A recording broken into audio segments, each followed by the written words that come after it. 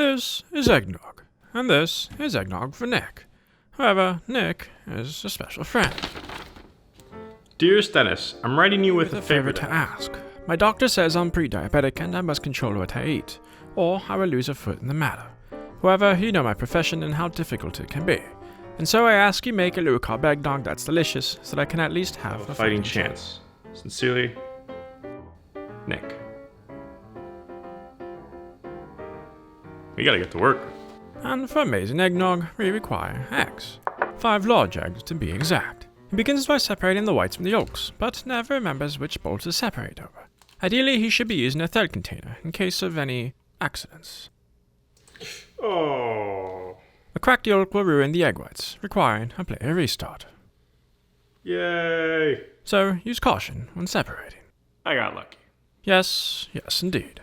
The whites and the yolks are set aside, and for the next step you could use a whisk and immersion blender, but he requires a stand whisk, because he will be using the stand mixer. The bowl is nestled inside, the whisk attached, the lever raised, and the mixer started.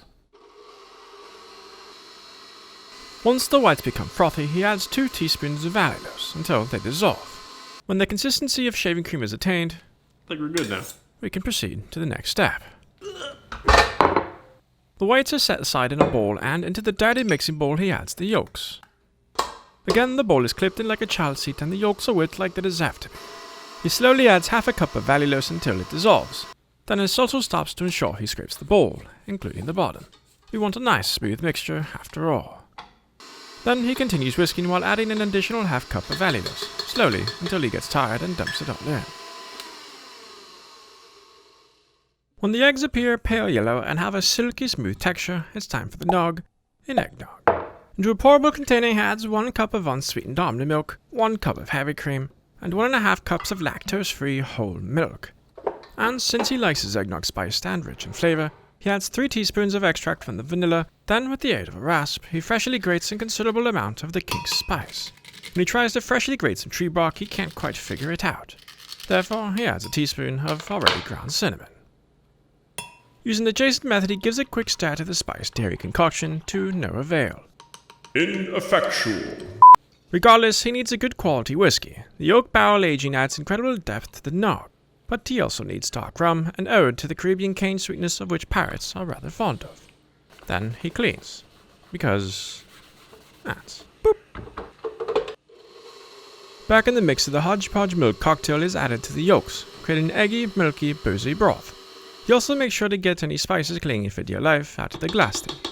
The frothy egg whites are now added back into the boozy mixture and slowly combined. A taste for the tests, and he is content. Let the bottling begin. His preferred container for holiday drinks are snap cap bottles, airtight, glass, and cool to look at. He fills them up and pours himself a drink with the remaining eggnog.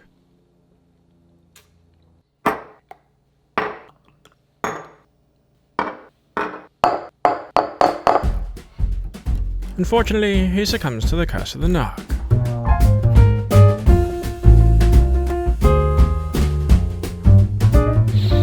When he awakes, it has become rather late. He cannot serve that nog to Nick, as he shouldn't drink and ride. As he cleans, he also realizes the alcohol has had no time to kill any possible salmonella that may exist, and so we must make another version, and for that we need a pot. To it we pour 1 cup of the heaviest of creams, the unsweetened milk of a non-lactating nut, and the mother's milk of another species, lactose-free, and one of his favorites, Fairlife.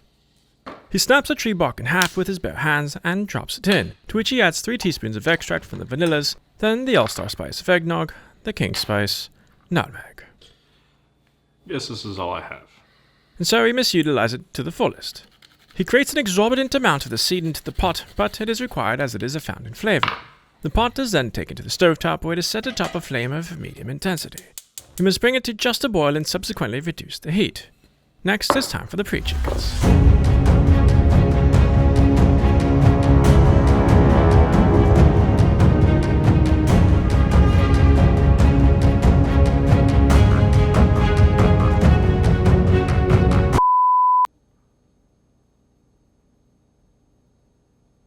For this, he simply needs 5 large egg yolks, nothing fancy.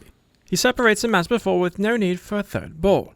Ensure to use a large bowl as the yolks need ample room to spread out, So be aware they are in fact insane in the membrane.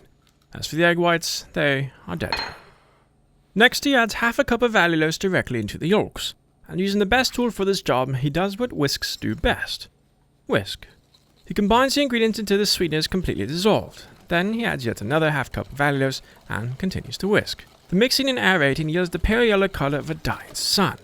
The ribbon-like consistency means it's ready for the milky milk. He sets the bowl aside and tends to his pot where it has just hit the boiling point. He disables the flame mechanism and returns to the counter with the pot in tow. The towel is placed under the bowl to prevent it from spinning into orbit.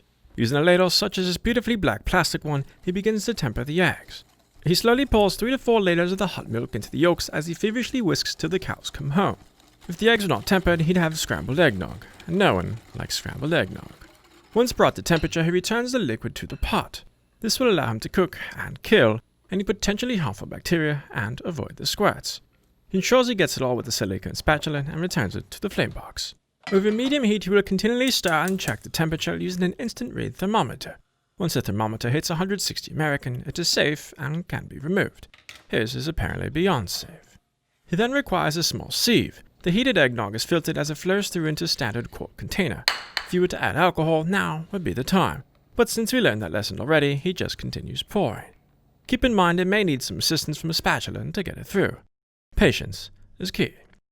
Once inside, simply cover the nog and chill overnight. However, we don't have overnight as Nick will be here shortly, so we must find a way. Thank you to the person who invented lids. Into a large bowl he adds non-fancy ice along with water from the hose on his counter. He could use an immersion cooker as a circulator to speed up the cooling, but he doesn't have a vessel large enough. Instead, he turns it to the old-fashioned way. But this is also an exercise Time can perform herself, so he will return. 30 minutes later, the nog is chilled. For Nick's sake, he must perform and adhere to strict quality control standards. Standards surpassed. But with all this work, he wants a boozy nightcap nog. Using a good whiskey, he adds 3/4 of an ounce into the glass, as well as 3/4 of an ounce of dog rum. You could also use brandy, but definitely not gin. Then he simply tops it off by free-pouring the eggnog. Although it is not necessary to garnish, it is customary. And so he adds a cinnamon stick to serve as a stirring stick, and grates fresh numbing over top. However, before consuming this eggnog, he must label the quart container. 1, so that no one touches it, and 2, so that Nick knows it's his. Nothing works quite like painter's tape for labels. The nog is set in the fridge to cool until Nick's arrival. Although eggnog can be consumed hot or cold, it's best to store in the refrigerator. If it contains alcohol, you can even age it. In the meantime, he writes a response to Nick. Dear Nick, I made you an amazing eggnog. It's in the fridge, and don't worry, it's not boozy. As a return favor, I ask that you spread my message around the world in the hope of helping people like you and I. I hope that we can meet up soon and make some brisket. Say hi to your wife for me. Sincerely, Dennis. Hopefully he made the nog in time and that Nick can read his illegible chicken scratch. And so, if you want to level up your low-carb cooking skills and kick diabetes square in the face, subscribe and make sure to check out these other videos. Much thanks to my Patreon supporters who help make this channel possible. Cool. Didn't even wash his cup. Until next time, eat well.